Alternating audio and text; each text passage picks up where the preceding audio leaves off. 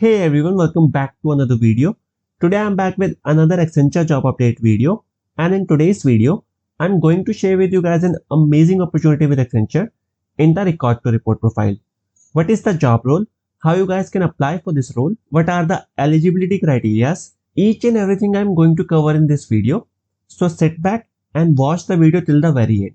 Before we proceed, I would like to talk about my channel. On this channel, I make videos on job update, intuitives, skill development, and MS Excel.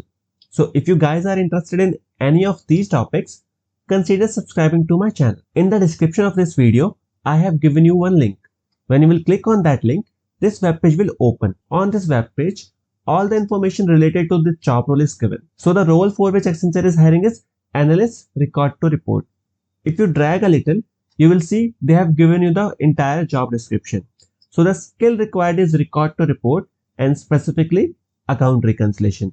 Your designation will be Analyst, job location will be Gurgaon, and the qualification that they need is BCom graduates. If you have experience minimum 3 years or maximum 5 years, you guys can apply for this role. Now, if you drag a little more, you will see they have given a section, what would you do? So here they have given all the related information, what kind of job role is this, and if you get selected, what work you will be doing. So you can read it to get the insight.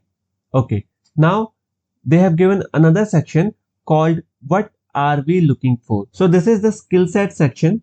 Here they have mentioned all the necessary skills that they are looking for in an ideal candidate. So if you have these skills and you mention them on your CV, chances of your CV shortlisting get higher. If you have cash reconciliation or bank reconciliation skill, that will be a value added for you guys.